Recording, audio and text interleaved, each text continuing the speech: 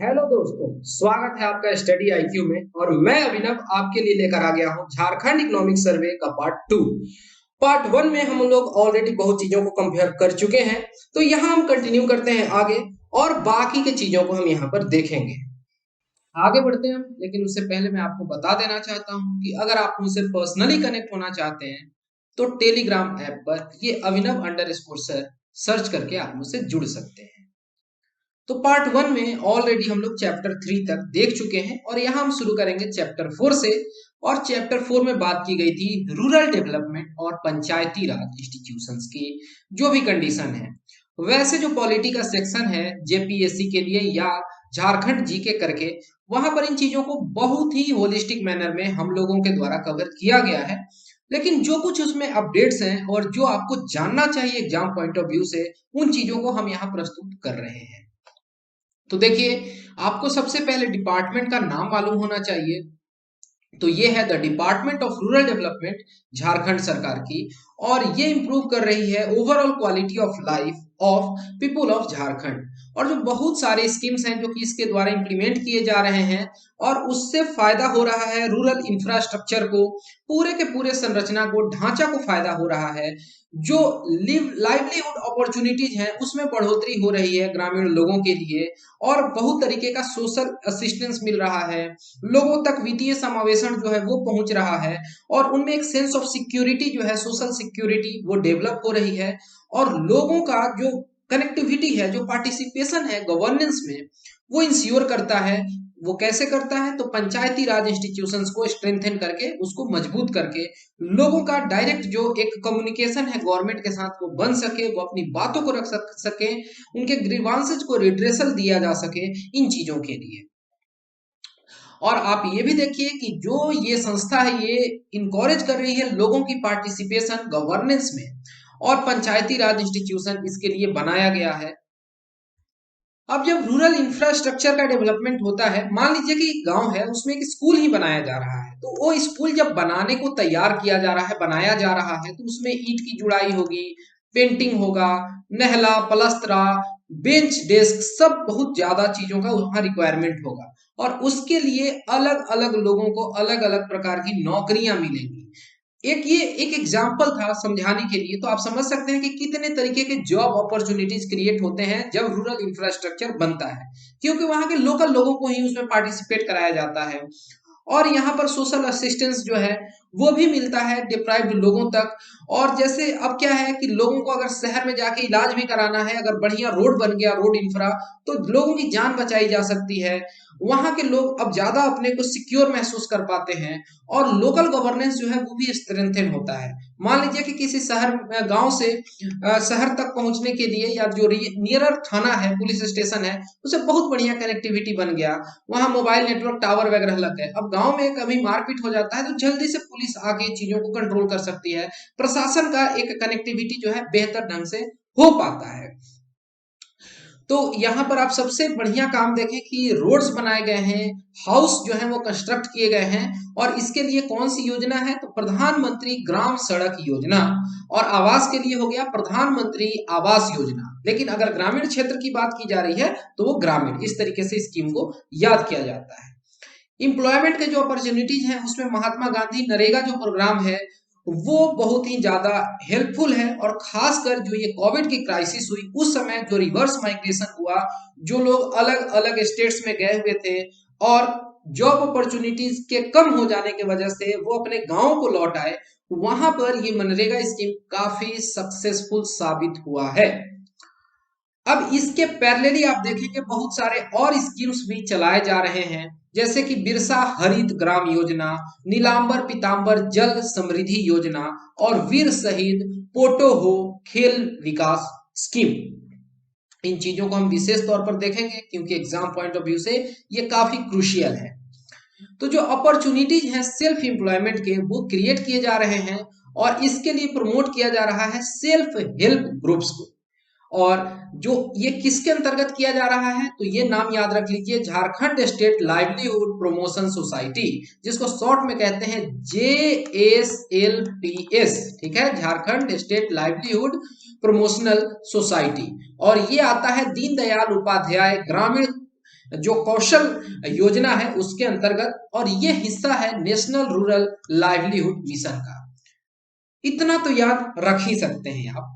तो हम ये एक वेन डायग्राम देखते हैं, इससे आपको बहुत कुछ आइडिया लगेगा कि किस तरीके की रूरल पॉपुलेशन थी झारखंड में 2001 में, और आप उसको कंपेयर कर पाएंगे 2011 से। ओके, तो ये थोड़ा सा आपको इस तरीके से समझना आसान होगा, आप चीजों को बेहतर तरीके से समझ पाएंगे।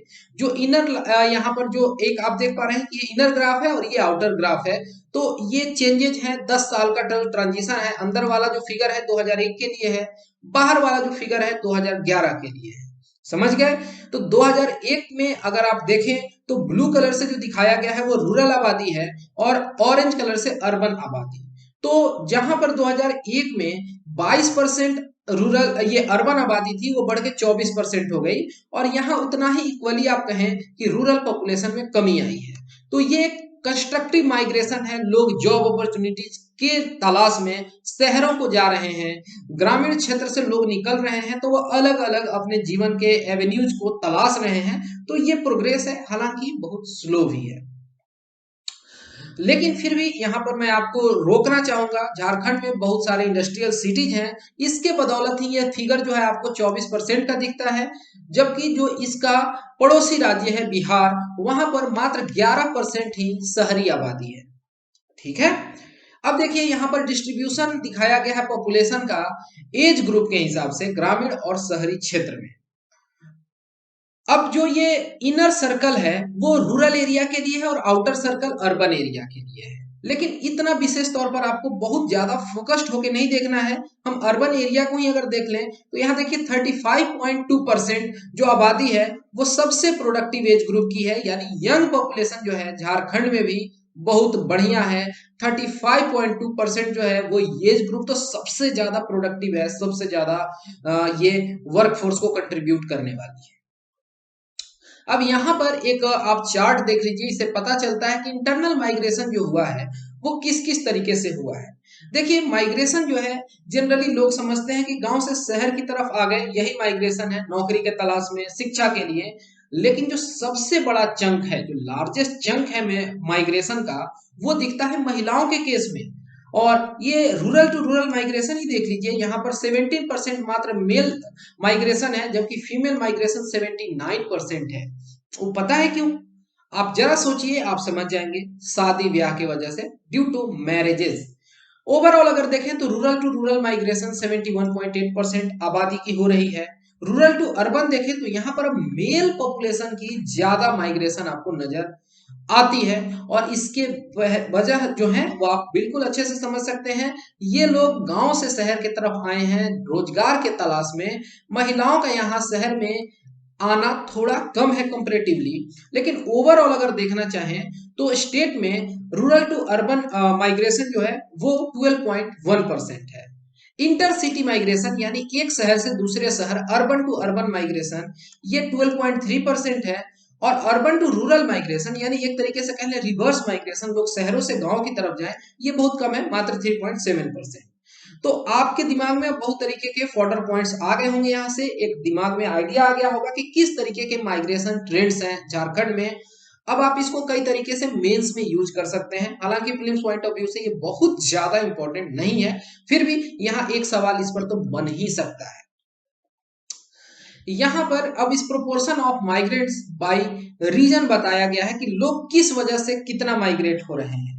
तो देखिए जो मूवमेंट होता है पेरेंट्स का, अर्निंग मेंबर का, यानी कि अगर घर का जो मुखिया है उसका अगर मूवमेंट देखें तो वो 4.9% केस में है। मैरिजेस के केस में आप देखें बहुत ज्यादा है, 97.8% महिलाओं में, और मेल में ये कम है। मतलब मेल मैरिज के वजह से माइग्रेट करे ये उतना रेलेवेंट नहीं है जितना कि ये फीमेल के लिए है। तो इससे आपको सोसाइटी का एक मेल डोमिनेंट फीचर भी रिफ्लेक्ट होता हुआ नजर आता है। शिक्षा के लिए भी लोग माइग्रेट होते हैं 5.8%, एम्प्लॉयमेंट रिलेटेड रीजंस 15.6% है। ओवरऑल आप इस चीज को समझ सकते हैं। चलिए इतना काफी है, चार्ट देख लीजिए, बहुत ज्यादा चार्ट भी ज्यादा दिमाग में नहीं घुसता है, फिर उसके साथ इस तरीके के लिखे हुए कंटेंट चाहिए होते हैं। तो 3 स्कीम का हम नाम देखने वाले हैं जो रूरल जॉब्स को कंट्रीब्यूट कर रहे हैं, और उनके नाम कुछ इस तरीके से हैं: बिरसा हरित ग्राम योजना, नीलांबर पीतांबर जल समृद्धि योजना, और तीसरा हो गया वीर शहीद फोटो हो खेल विकास स्कीम। और ये जो तीनों स्कीम्स हैं ये डिवाइस्ड है ताकि वो ऑपरेट कर सके इन कन्वर्जेंस विथ मनरेगा। तो ये मनरेगा के साथ, जो मनरेगा स्कीम है उससे इंटीग्रेट होके उसके कन्वर्जेंस में काम कर रहे हैं। ठीक है, तो यहाँ पर जो बिरसा हरित ग्राम योजना है, जिसको शॉर्ट में BHGY लिखा हुआ है, नाम से ही पता चल रहा है हरित का मतलब ग्रीनरी से रिलेटेड है। एफॉरेस्टेशन प्रोग्राम है जो कवर करेगा more than 2 lakh acres of unused government fallow land, यानी जो सरकारी परती जमीन है उस पर जो 2 लाख के एकड़ में वन लगाया जाएगा, फॉरेस्ट को कंट्रीब्यूट कराया जाएगा। इससे ऑक्सीजन सप्लाई बढ़ेगी, ओवरऑल इकोसिस्टम अच्छा होगा, और जो हमारा टारगेट है 33% फॉरेस्ट एरिया करने का, उससे भी ये मदद करेगा वहां तक पहुंचने में। और करीब 5 लाख फैमिली जो है उनको प्रदान किया जाएगा 100 फ्रूट बियरिंग ट्रीज या प्लांट्स कह लीजिए। जो इनिशियल प्लांटेशन है, मेंटेनेंस है, लैंड वर्क है और एफॉरेस्टेशन है, वो सब कुछ मनरेगा के अंतर्गत आएगा। और यहाँ पर गवर्नमेंट का टारगेट है कि 5 करोड़ फ्रूट बियरिंग प्लांट्स जो लगाए जाए कुछ महीनों में। देखिए 5 लाख परिवार हैं और 100 पौधे दिए जा रहे हैं, तो ये हो जाएंगे 5 करोड़, यही फिगर है। ओके, और यहाँ पर एस्टिमेशन है कि इन फ्रूट ट्रीज से करीब 50,000 एनुअल इनकम रिसीव होगा फ्रूट हार्वेस्ट के वजह से, और 3 साल बाद जिनकी भी ऑनरशिप रही। तो ये एक बहुत अच्छी बात है। इससे आप देख रहे हैं कि चौतरफा विकास हो रहा है और ये काफी कंस्ट्रक्टिव है। अब जो दूसरी स्कीम है जिसका नाम है नीलांबर पीतांबर जल समृद्धि योजना, ठीक है, ये यहाँ पर एंड होना चाहिए था अलग, ये थोड़ा मिक्स हो गया है। ओके, तो इसका मकसद है कि ये क्रिएट करे एग्रो वाटर स्टोरेज, यानी कि जो वाटर हार्वेस्टिंग होता है, रेन वाटर हार्वेस्टिंग तो एक उसका पार्ट है, यानी वाटर के स्टोरेज को बढ़ा रहे हैं हम, पानी के बर्बादी को रोक सकें। Units by arresting rain water and ground water run off, जो ग्राउंड वाटर रन ऑफ या रेन वाटर रन ऑफ हो रहा है उस पर काम करेंगे। और करीब 5 लाख एकड़ जो कल्टीवेबल लैंड है उसको इरिगेट किया जाएगा इस नीलांबर पीतांबर जल समृद्धि योजना के अंतर्गत। जो मार्जिनल लैंड होल्डर्स हैं इनका बहुत कम जमीन है, 1 एकड़ उससे भी कम है, और ऐसे जो फार्मर्स हैं उनको मदद मिलेगी कि वो स्टोर कर सके an increase volume of 5 lakh crore litres of rain and ground water every year. तो इसे आप समझ सकते हैं कितना बड़ा राहत मिलेगा। और जो एक दिक्कत झेल रहा है झारखंड वाटर स्कार्सिटी की, उससे भी लड़ने में मदद मिलेगा। अगर आप सही ढंग से रेन वाटर को स्टोर कर लेते हैं, उससे ही आने वाले टाइम में खेती करते हैं, सिंचाई करते हैं, तो जो ग्राउंड वाटर पंप करना होता था आपको नहीं करना पड़ेगा। और वैसे भी पहाड़ी क्षेत्रों में जमीन से पानी निकालना काफी टफ होता है, काफी ज्यादा पैसा खर्च होता है, और बहुत जल्दी से वाटर लेवल भी नीचे भाग रहा है। और एक उम्मीद है कि 10 करोड़ परसेंटेज, देखिए परसेंटेज यानी एक व्यक्ति अगर एक दिन में 8 घंटे काम कर रहा है तो कहेंगे कि 1% डे हुआ, तो इससे 10 करोड़ परसेंटेज जो है वो एक्सपेक्ट किए जा रहे हैं कि जनरेट होंगे अगले 4-5 सालों में। ये काफी बड़ा अचीवमेंट होगा सरकार के लिए। इतने लोगों को यहाँ पर रोजगार के अवसर खड़े हो रहे हैं। और ये जो है ना, सबसे ज्यादा फोकस जो है पलामू डिवीजन है। पलामू डिवीजन ये डायरेक्टली आपसे एग्जाम में पूछ सकते हैं कि जो नीलांबर पीतांबर जल समृद्धि योजना है वो किस एरिया को फोकस करेगा, तो पलामू डिवीजन को। आपको अब याद आ रहा होगा कि जब हम higher educational institutions in Jharkhand देख रहे थे तो पलामू के क्षेत्र में आपको नीलांबर पीतांबर यूनिवर्सिटी भी नजर आया था, है ना यार। चलिए अब हम आगे चलते हैं और बात करते हैं वीर शहीद फोटो हो खेल विकास योजना।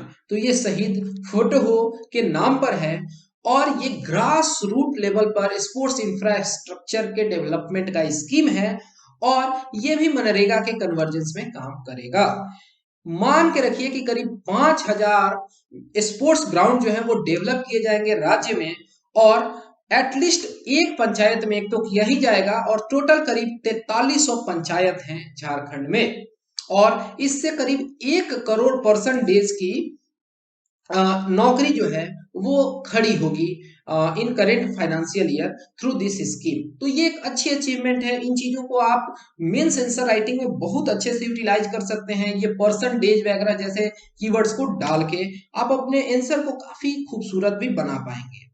अब यहाँ पर हम देखते हैं नेशनल सोशल असिस्टेंस प्रोग्राम, जिसको शॉर्ट में NSAP कहते हैं।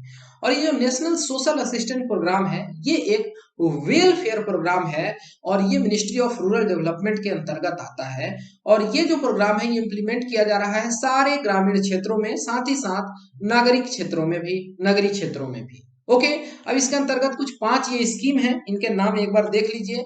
Indira Gandhi national old age pension scheme, Indira Gandhi national window pension scheme, Indira Gandhi national disability pension scheme, national family benefit scheme और अन्नपूर्णा। ये पांचों स्कीम जो है ना कंठस्थ हो जाने चाहिए। 3 तो इंदिरा गांधी जी के नाम पर ही है, एक ओल्ड एज पेंशन, एक विडो यानी विधवाओं के लिए, और एक हो गया विद पर्संस विद डिसेबिलिटी के लिए। तो ये पेंशन स्कीम्स हो गए, एक नेशनल फैमिली बेनिफिट स्कीम और एक अन्नपूर्णा। अब ये जो Indira Gandhi national old age pension scheme है, ये इस स्कीम के अंतर्गत जो बिलो पॉवर्टी लाइन, जो गरीबी रेखा से नीचे रहने वाले लोग हैं और जिनकी उम्र 60 साल या उससे अधिक है, उनको प्रति माह 200 रुपए जो है वो पेंशन के रूप में मिलेंगे। और जिनकी उम्र 79 ईयर से अधिक हो गई है, उनको हेल्थ केयर के लिए 500 रुपए मिलेंगे। अब ये फिगर जो है 200 और 500 एक बार को आप याद रख सकते हैं तो ठीक रहेगा।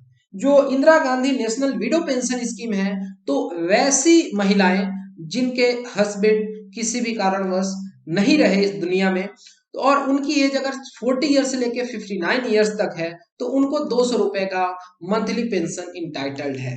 बिलो पॉवर्टी लाइन विडोज के लिए भी ये स्कीम है। इसी तरीके से Indira Gandhi national disability pension, इसमें भी 200 रुपए का पेंशन का बात किया गया है। एज ग्रुप है 18 टू 59 ईयर्स। अब आप कहेंगे कि क्या इसके बाद इस व्यक्ति को जो 59 ईयर्स का हो जाएगा उसको पेंशन नहीं चाहिए? बिल्कुल चाहिए, लेकिन फिर ये व्यक्ति ओल्ड एज पेंशन स्कीम से जुड़ सकता है। ओके, जो नेशनल फैमिली बेनिफिट स्कीम है, इसमें क्या है कि हर एक बीपीएल फैमिली जो है उसको इंटाइटल्ड है कि उसको lump sum amount of money जो है वो दिया जाए on death of primary bread winner. यानी अगर किसी परिवार का जो रोटी कमाने वाला है, जो हेड ऑफ फैमिली है, जिसके सेंट्रिक पूरी फैमिली है, अगर उसकी डेथ हो जाती है और उस व्यक्ति का एज 18 साल से 64 साल के बीच में है, तो उसको एक अमाउंट जो है असिस्टेंस के तौर पर दिया जाए, करीब 10,000 रुपए, करीब नहीं पूरे 10,000 रुपए दिए जाए। और अन्नपूर्णा क्या है, तो 10 केजी इसमें फूड ग्रेन्स दिए जाए हर महीने, वो एकदम मुफ्त में मिले, free of cost to those of senior citizens do eligible have remain uncovered under NOAPS। Okay, तो यहां पर जो किसी भी तरीके के फूड ग्रेन स्कीम में नहीं शामिल हो पाए हैं, PDS वगैरह से नहीं जुड़ पाए हैं, उनके लिए यह अन्नपूर्णा स्कीम है झारखंड स्पेसिफिक। अब यहाँ पर आपको याद कर लेना चाहिए श्यामा प्रसाद मुखर्जी रुर्बन मिशन को। और ये श्यामा प्रसाद मुखर्जी रुर्बन मिशन जो है, ये डेवलप कर रहा है 300 रूरबन क्लस्टर्स। रूरबन का मतलब हो गया रूरल प्लस अर्बन, यानी ऐसा क्षेत्र जो कि ट्रांजिशन में है शहरी और ग्रामीण क्षेत्र के बीच में। तो ऐसे आइडेंटिफाई किए गए हैं क्षेत्रों को। और या ये टोटल केवल झारखंड के लिए नहीं है, ये पूरे देश में है। जो भी 35 हमारे स्टेट्स और यूनियन टेरिटरीज हैं, वहां पर ये रूरल अर्बन डिवाइड के गैप को ब्रिज करने में मदद कर रहा है और इससे झारखंड भी लाभान्वित हो रहा है। जो झारखंड की इंटीग्रेटेड आदर्श ग्राम योजना है, जिसको शॉर्ट में जिगै कहते हैं, तो 4 स्कीम्स जो हैं लोकल विलेज लेवल पर डेवलप किए जा रहे हैं, जैसे कि संसद आदर्श ग्राम योजना, प्रधानमंत्री Adarsh Gram Yojana, chief minister smart ग्राम पंचायत योजना और MLA आदर्श ग्राम योजना। याद कर लीजिए, एक संसद यानी पार्लियामेंट के नाम पर, एक प्रधानमंत्री के नाम पर, एक चीफ मिनिस्टर के नाम पर, और एक हो गया MLA यानी मेंबर ऑफ लेजिस्लेटिव असेंबली यानी विधायक के नाम पर। और ये इंटीग्रेट किए गए हैं झारखंड इंटीग्रेटेड आदर्श ग्राम योजना के तहत, जो कि आता है department of rural development, Jharkhand सरकार। तो ये 4 स्कीम्स हैं, ये संख्या याद रहना चाहिए, झारखंड इंटीग्रेटेड आदर्श ग्राम योजना के तहत। अब देखिए, यहां पर हम बात करेंगे बिजनेस कॉरेस्पॉन्डेंट एजेंट्स की। वित्तीय समावेशन की बात हो रही है, फाइनेंशियल इंक्लूजन की, और इसमें सरकार का प्रयास होता है कि जो भी व्यक्ति हैं जिन तक बैंकिंग फैसिलिटीज नहीं पहुंच पाई हैं, अभी तक बैंकिंग इंफ्रास्ट्रक्चर का डेवलपमेंट उनके गांव में नहीं पहुंच पाया है, तो वहीं के किसी बैंक को बैंक का प्रतिनिधि बना दिया जाए, बिजनेस कोरेस्पोंडेंस एजेंट बना दिया जाए। जनरली ये जो उसी गांव के किराने दुकान वाले होते हैं या रिटायर्ड कोई टीचर होते हैं, उनको बना दिया जाता है। और वो व्यक्ति क्या है कि लोगों से बैंक का कोई भी काम है, अगर पासबुक अपडेट कराना है, पैसा जमा करना है, निकालना है, तो वो उनसे ले लेते हैं पैसा, जाते हैं बैंक में, कुछ ट्रांजैक्शन करा के ला देते हैं, उन्हें वापस कर देते हैं, और उनके बदले उन्हें कुछ पैसा भी अर्न हो जाता है। तो वो बीसीए कहलाते हैं, बिजनेस कोरेस्पोंडेंट एजेंट्स। और ये मॉडल हो गया, तो बिजनेस कोरेस्पोंडेंट मॉडल हो गया। झारखंड इसमें विमेन इंपावरमेंट को दिखा रहा है, महिलाओं का जील को दिखा रहा है, उनके लिटरेसी को प्रमोट कर रहा है। और यहाँ पर बैंक सखी मॉडल लाया गया है, जहां पर कि जो सेल्फ हेल्प ग्रुप के मेंबर्स हैं, महिलाओं को इस तरीके की फैसिलिटी दी जा रही है कि उनको डिप्लॉय किया जाए और लोगों तक डोर स्टेप बैंकिंग सर्विसेज प्रदान किए जाए, यानी घर घर तक बैंकिंग सुविधा पहुंचाई जाए। अब देखिए यहाँ पर एक और स्कीम है कि अपने ही घर में या तो बकरी या फिर पोल्ट्री, डकरी, पिगरी, इन चीजों से आप अपनी अर्निंग को बढ़ा सकें, आजीविका को आप थोड़ा बढ़ा सकें, थोड़ा आउट ऑफ पॉकेट एक्सपेंडिचर के लिए आपके पास कुछ पैसा हो, और इसके लिए एक सही इंस्टीट्यूशनलाइज्ड मॉडल लाया जाए, कम्युनिटी रिसोर्सेज सेंटर जो है उनके तहत। और इसको नाम दिया गया आजीविका पशु सखी। जो पशु सखी हैं, ये ट्रेंड होंगे और कैपेसिटेड होंगे to support self help group members. समझ गए? तो नाम एक बार को पशु सखी याद रखना चाहिए, यानी लाइव स्टॉक्स की बात हो रही है। यहाँ पर महिला किसान सशक्तिकरण परियोजना, अगर अंग्रेजी में बोल दिया जाए तो ये महिलाओं के लिए किसान यानी फार्मर, सशक्तिकरण यानी इंपावरमेंट, और परियोजना यानी स्कीम कह लीजिए। ये इंपावर करेगा women in agriculture by making systematic investments to enhance their participation and productivity to create sustain agriculture based livelihood for rural women. ये पलाश ब्रांड, ये बहुत इंपॉर्टेंट है जब आप झारखंड पब्लिक सर्विस कमीशन की बात कर रहे हैं। और ये एक अम्ब्रेला स्कीम है। अम्ब्रेला स्कीम यानी इसमें बहुत कुछ कवर होगा, जो कि डेवलप किया गया है जेएसएलपीएस के द्वारा, और इसको सपोर्ट मिल रहा है स्टेट गवर्नमेंट का, और ये सेल कर रहा है सेल्फ हेल्प ग्रुप्स के द्वारा बनाए गए वेरियस प्रोडक्ट्स को। प्लस ब्रांड के नाम से जो भी सेल्फ हेल्प ग्रुप्स हैं उनके द्वारा बनाए गए प्रोडक्ट्स को बेचा जा रहा है। अब पेशा इन झारखंड, पेशा आपने इस टर्म को पॉलिटी में पढ़ रखा है। इसका मतलब होता है provisions of panchayat extension of schedule area act 1996 का एक्ट है, जिसको शॉर्ट में पेशा एक्ट कहते हैं। और इसका मकसद होता है कि प्रमोट किया जा सके, प्रोटेक्ट किया जा सके ट्राइबल पॉपुलेशन को, उन पर जो हो रहा है दोहन, उनके एक्सप्लॉइटेशन को रोका जा सके। और इसके लिए ग्राम सभा वगैरह बनाया जाए, ग्राम पंचायत सेंटर्स बनाए जाए, सेल्फ गवर्नेंस को प्रमोट किया जाए। और यहाँ पर स्पेशल फोकस होता है, थ्रस्ट होता है इंपावर करने पर ग्राम सभा को, और जो कि कहीं भी मतलब किसी दूसरे एक्ट से नहीं कन्फर किया गया है किसी राज्य में। ठीक है, तो इसके लिए पेशा आपको याद रखना है, और ये झारखंड में भी काम कर रहा है, एक्टिवली काम कर रहा है, ये बात आपको पता होना चाहिए। पेशा होता है किस रीजन के लिए? तो शेड्यूल्ड एरिया के लिए, और झारखंड में ऐसे शेड्यूल्ड एरिया हैं। आपसे पूछा जा सकता है डायरेक्टली, तो आपका जवाब हाँ होना चाहिए। अब हम चैप्टर 5 पर चलते हैं, जो कि अर्बन डेवलपमेंट से इत्तेफाक रखता है। तो यहां पर सबसे पहले बात की गई थी current status of urban development.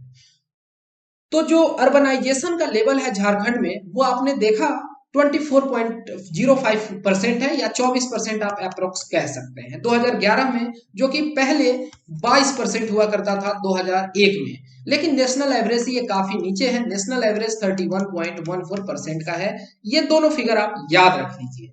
ठीक है, यहाँ पर बहुत सारे शेड्यूल्ड एरिया हैं, थोड़ा ग्राम पंचायत वगैरह इंपावर्ड होगा, रूरल एरिया का डेवलपमेंट होगा, तो झारखंड आगे बढ़ जाएगा। स्लो ग्रोथ है, आप इस बात को समझ सकते हैं। जो recently developed published NSS report है, सैंपल सर्वे का, ड्रिंकिंग वाटर का, सैनिटेशन, हाइजीन और हाउसिंग कंडीशंस का, पूरे इंडिया का उसमें सर्वे किया गया था जुलाई से लेकर दिसंबर 2018 के बीच में।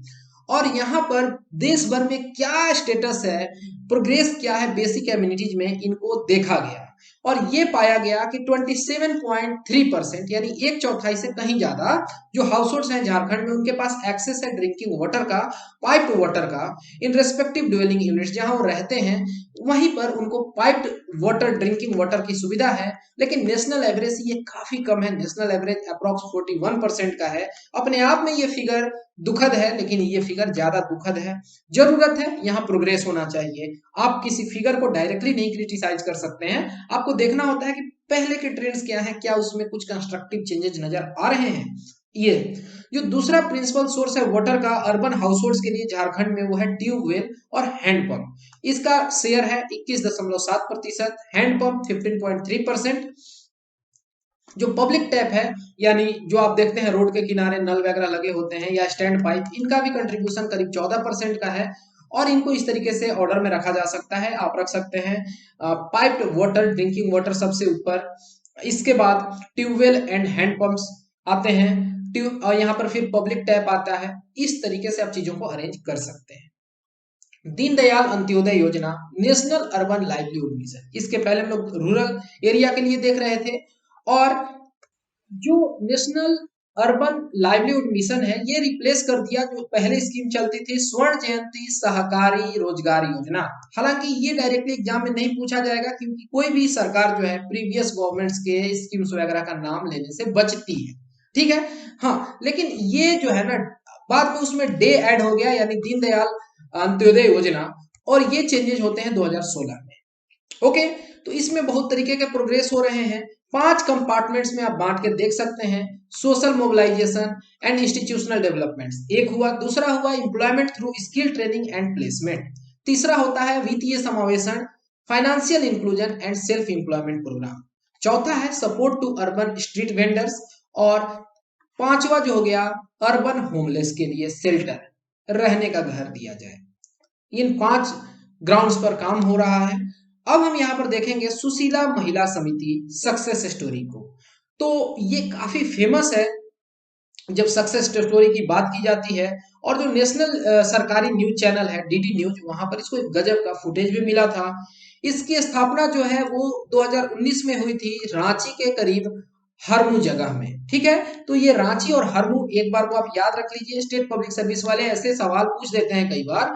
और ये शुरुआत हुई थी 10 महिलाओं से, जिन्होंने इस तरीके से एक डिसीजन लिया था कि वो कंट्रीब्यूट करेंगे ₹10 ईच फ्रॉम देयर सेविंग्स। और जो ये महिलाएं हैं वो ट्रेंड थी to assemble LED bulbs, light emitting diodes को असेंबल करते थे, और इस तरीके से वो अपना बिजनेस शुरू किए। अभी के लिए देखा जाए कि ये जो महिलाएं हैं ये 50 से 60 हजार रुपए पर मंथ कमाती हैं through the sale of LED bulbs. समझ पा रहे हैं आप? और ये जो बल्ब्स हैं मेनली रांची या फिर वेस्ट बंगाल का जो पुरुलिया एरिया है, या फिर झारखंड का ही बोकारो और धनबाद, इन क्षेत्रों में बेचा जाता है। डीडी न्यूज चैनल जो है उन्होंने इनकरेज किया इस गुड वर्क को जो समिति का है, और अप्रेज किया, और एक बढ़िया कवरेज मिला। इससे प्रोत्साहन तो मिलता ही है, और लोगों के लिए भी ये एक रोल मॉडल बन के साबित हुआ। सुशीला महिला समिति। अब हम बात कर लेते हैं financial inclusion and self employment programs की। ओके, और यहां पर हम लोग बात करेंगे मुख्यमंत्री श्रमिक। श्रमिक मतलब जो श्रम करना चाहता है, लेबरर के लिए टर्म यूज किया जाता है। लेकिन ये श्रमिक यहाँ पर एक एक्रोनिम है, इसका फुल फॉर्म होगा शहरी रोजगार मंजूरी फॉर कामगार, ठीक है। तो SRM, ठीक है। ये अब इस तरीके से पता नहीं क्यों ऐसे एक्रोनिम्स रखे जाते हैं। खैर 2020 की स्कीम है, यहाँ पर हम उन चीजों के बारे में बात नहीं करने इकट्ठा हुए हैं। हाँ, मुख्यमंत्री श्रमिक योजना आपको याद रखना होगा, और ये अर्बन पुअर को एम्प्लॉयमेंट अपॉर्चुनिटी दे रहा है। जो माइग्रेंट लेबरर्स हैं जो रिटर्न हो चुके पेंडेमिक के वजह से, उनको भी इस स्कीम का फायदा मिला है। 100 डे की जो एम्प्लॉयमेंट स्कीम है वो इन्हें प्रदान की जाएगी। जैसे मनरेगा है ग्रामीण क्षेत्र के लिए, उसी तरीके से शहरी क्षेत्र के लिए है। जब भी कोई व्यक्ति अप्लाई करे तो 15 दिन में, एप्लीकेशन रिसीव के 15 दिन में उसको रोजगार मुहैया कराई जाए। अगर नहीं मिल पाता है रोजगार तो उसको बेरोजगारी भत्ता मिलेगा, एम्प्लॉयमेंट अलावेंस मिलेगा, ठीक है। एम्प्लॉयमेंट अंडर मुख्यमंत्री श्रमिक योजना जो है ये लीगल इंटाइटलमेंट है, और यहाँ पर एप्लीकेंट जो है वो अप्लाई कर सकते हैं जॉब कार्ड के लिए। इसके अंतर्गत वो जॉब कार्ड डाउनलोड कर सकते हैं और डिमांड कर सकते हैं काम को, और अपने ग्रीवांसेस को रजिस्टर भी कर सकते हैं। अब देखिए, एक सवाल पूछा जा सकता है कि गवर्नमेंट ऑफ झारखंड को 147 मिलियन डॉलर्स का लोन किस संस्था के द्वारा मिला? World bank, Asian development bank, IMF, कुछ ऐसा पूछ लिया जाए तो आपको याद रखना है कि वर्ल्ड बैंक की तरफ से अप्रूव हुआ है 147 मिलियन डॉलर का loan to government of Jharkhand. किस लिए? For implementation of Jharkhand municipal development project. Project का नाम पूछा जा सकता है। ये फिगर देखिए कि किसके लिए दिया गया, तो झारखंड म्युनिसिपल डेवलपमेंट प्रोजेक्ट के लिए। और यहाँ पर भारत सरकार और झारखंड सरकार मिलके ये एग्रीमेंट साइन की वर्ल्ड बैंक के साथ, और ये बात 2019 की है। और इससे कहीं ना कहीं कैपेसिटी बिल्डिंग जो है उसमें फायदा मिलेगा। जो भी अर्बन लोकल बॉडीज हैं उनमें आपको डेवलपमेंट नजर आएगा विथ टाइम। अब यहाँ पर हम बात करते हैं स्वच्छ सर्वेक्षण की। स्वच्छता से रिलेटेड है और ये एक एनुअल रैंकिंग की प्रोसेस है, पूरे देश में होती है। कौन से जगह सबसे साफ सुथरे हैं, इन चीजों पर इवेल्युएशन किया जाता है जगहों का। अब हम बात करते हैं प्रधानमंत्री स्वनिधि स्कीम की। इस स्कीम के बारे में आप जानते हैं, फुल्ली फंडेड है ये ministry of housing and urban affairs के द्वारा, और ये लॉकडाउन के समय में काफी फेमस हुआ था। प्रधानमंत्री स्ट्रीट वेंडर्स आत्मनिर्भर निधि है, और इसको ministry of housing and urban affairs के द्वारा लॉन्च किया गया था जून 1 2020 को। लॉकडाउन में जब लोगों की नौकरियां जाने लगी थी उस समय वर्किंग कैपिटल देने के लिए जो भी स्ट्रीट वेंडर्स हैं, रेहड़ी लगाने वाले हैं, ताकि रिज्यूम कर सके वो अपना लाइवलीहुड कोविड-19 लॉकडाउन में, और इससे झारखंड को भी फायदा हुआ। ओके, तो यहाँ पर कुछ स्कीम्स के नाम दिए गए हैं जिससे झारखंड में डेवलपमेंट हो रहा है शहरी क्षेत्र में। इसमें डे, एनएलएमयू, प्रधानमंत्री Awas Yojana, Swachh Bharat mission urban, PM Svanidhi, Amrut, smart city, मुख्यमंत्री श्रमिक योजनाओं का बहुत बड़ा रोल है। इन स्कीम्स को आप एक बार में फटाफट फटाफट बोल दीजिएगा।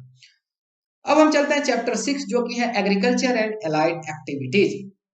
आप समझ रहे हैं, यहाँ पर कृषि और उनसे मिलते जुलते आधारित जो उन पर एक्टिविटीज हैं उनको हम देखते हैं। और अगर झारखंड को हम समझना चाहें तो करीब 43% जो वर्कफोर्स है वो एग्रीकल्चर और अलाइड एक्टिविटीज में इन्वॉल्व है। ये फिगर बहुत इंपॉर्टेंट हो जाता है। 43% एग्रीकल्चर और अलाइड सेक्टर, प्राइमरी सेक्टर में पॉपुलेशन इन्वॉल्व है।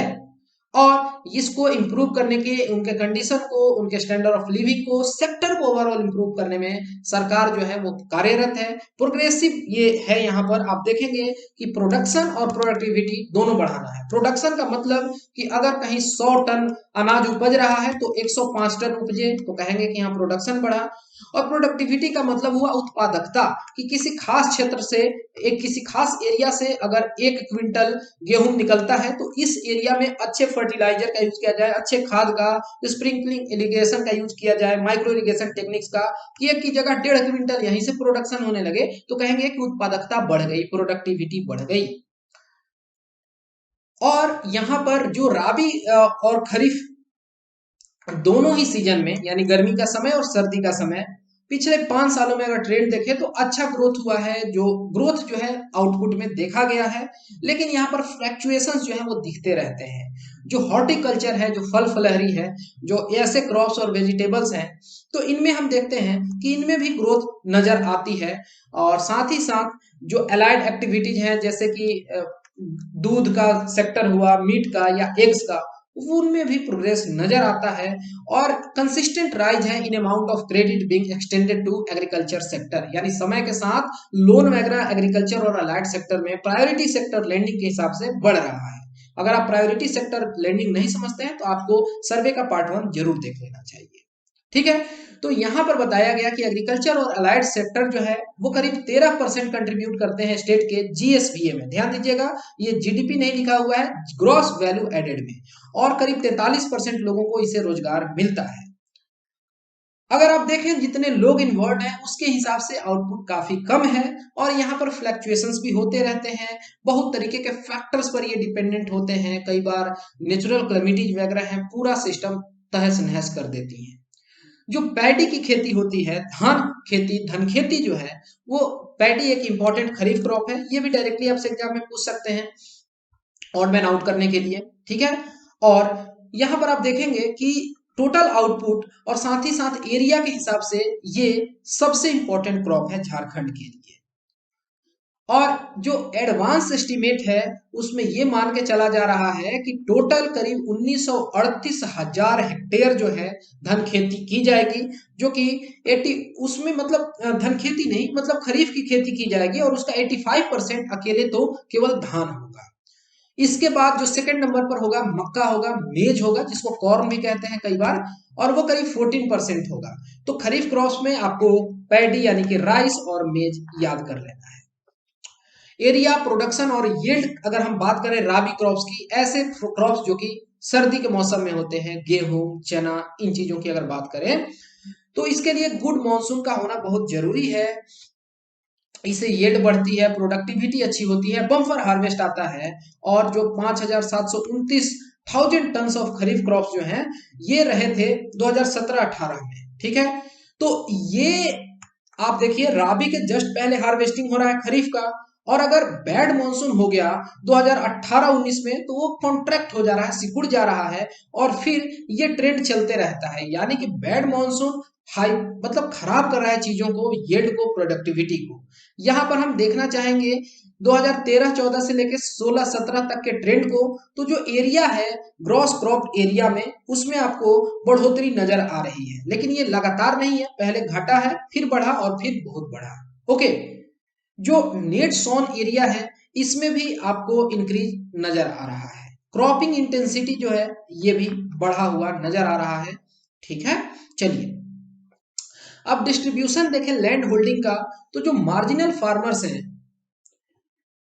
उनकी जो लैंड होल्डिंग हेक्टेयर में अगर देखें तो आधा हेक्टेयर से भी कम 0.38 हेक्टेयर है। स्मॉल फार्मर्स जो हैं उनकी जो होल्डिंग है 1.36 हेक्टेयर के करीब है, सेमी मीडियम 2.72, और जो मीडियम फार्मर्स हैं 5.64, लार्ज होल्डिंग 15.33, और ऑल्ड होल्डिंग्स की अगर बात करें तो आप इस तरीके से देखें, एवरेज जो अगर देखा जाए तो 1.1 हेक्टेयर है।